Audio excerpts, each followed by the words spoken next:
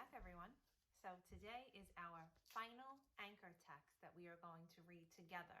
Next week, we're going to have like a fun, reflective book, but this is going to be our last text of the year. I cannot believe we are here. So this is called Brave Girl, Clara and the Shirtwaist Makers Strike of 1909, and is written by Michelle Markel and illustrations by Melissa Sweet. So let's get started.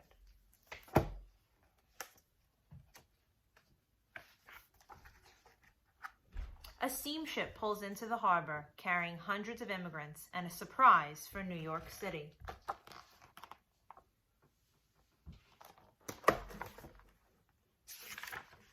The surprise is dirt poor, just 5 feet tall, and hardly speaks a word of English.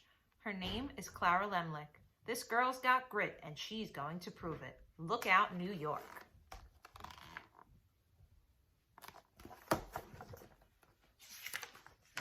Clara knows in her bones what is right and what is wrong.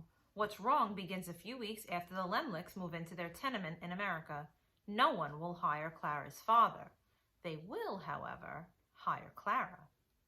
That's right, Clara. Companies are hiring thousands of immigrant girls to make blouses, coats, nightgowns, and other women's clothing. They earn only a few dollars a month, but it helps pay for food and rent. So instead of carrying books to school, many girls carry sewing machines to work.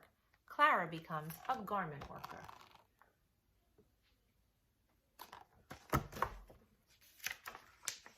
From dawn to dusk, she's locked up in a factory. Rows and rows of young women bend over their table, stitching collars, sleeves, and cuffs as fast as they can.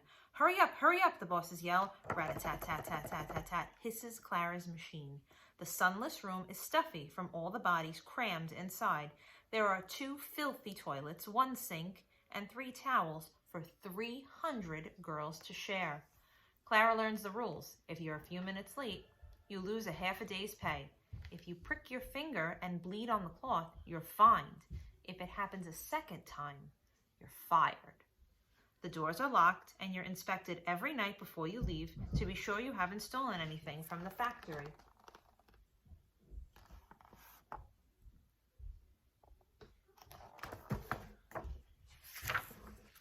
But Clara is uncrushable. She wants to read, she wants to learn. At the end of her shift, though her eyes hurt from straining in the gaslight and her back hurts from hunching over the sewing machine, she walks to the library. She fills her empty stomach with a single glass of milk and goes to school at night. When she gets home in the late evening, she sleeps only a few hours before rising again.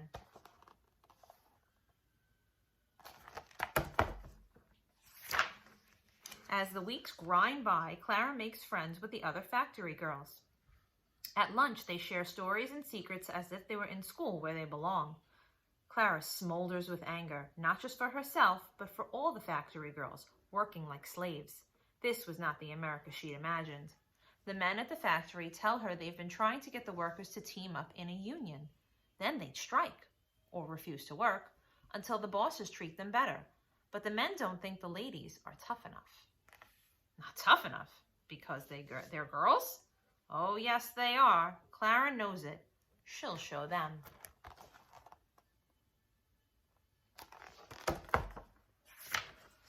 From then on, at the sewing tables and on the street corners, Clara urges the girls to fight for their rights. When the seamstresses are overworked, she says strike.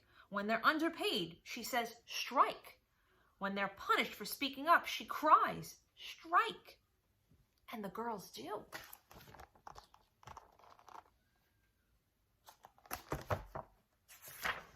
Each time Clara leads a walkout, the bosses fire her. Each time she pickets, her life is in danger. The bosses hire men to beat her and the other strikers. The police arrest her 17 times.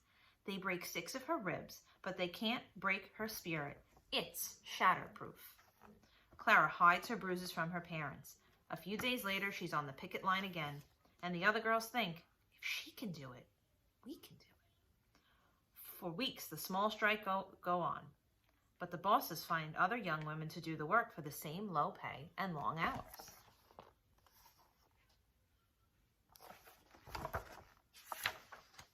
We must do something bigger, think Clara and the other union leaders. Something huge, a giant strike at every garment factory in the city. The union holds a meeting. Throngs of workers pack the seats, the aisles, the walls. The hall thrums with excitement. Clara listens to speech after speech. The speakers, mostly men, want everyone to be careful. 2 hours pass. No one recommends a general strike. Finally, the most powerful union leader in the country goes up to the podium. Not even he proposes action. So Clara does.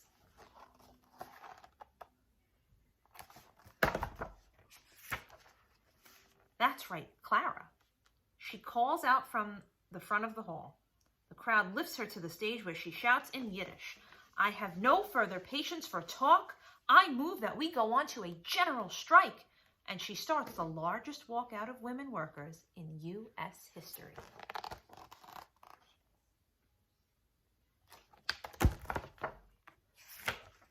The next morning, New York City is stunned by the sight of thousands of young women streaming from the factories. One newspaper calls it an army. Others call it a revolt. It is the revolt of girls, for some are only 12 years old, and the rest are barely out of their teens. In the coming weeks, Clara is called a hero. She lights up chilly union halls with her fiery pep talks. Her singing lifts the spirits of the picketers. When a group of thugs approaches, she yells, "Stand fast, girls."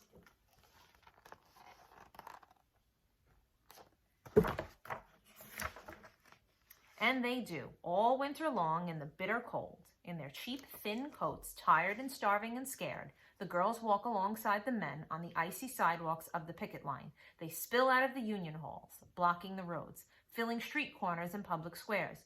Newspapers write stories about them. College girls raise money for them. Rich women, swathed in fur coats, picket with the factory girls. By the time the strike is over, hundreds of bosses agree to let their staff form unions. They shorten the work week and raise salaries. The strike emboldens thousands of women to walk out of garment factories in Philadelphia and Chicago.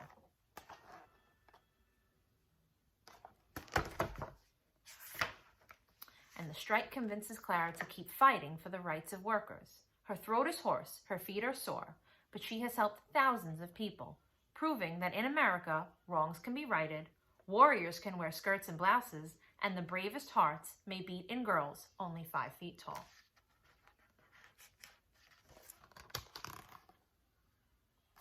Okay, guys, what I want you to do now is click on the ad response and choose one question about the illustrations, and which illustration, whatever you choose, you're going to explain how it supports the text. Okay, I'll check in with you later. Bye.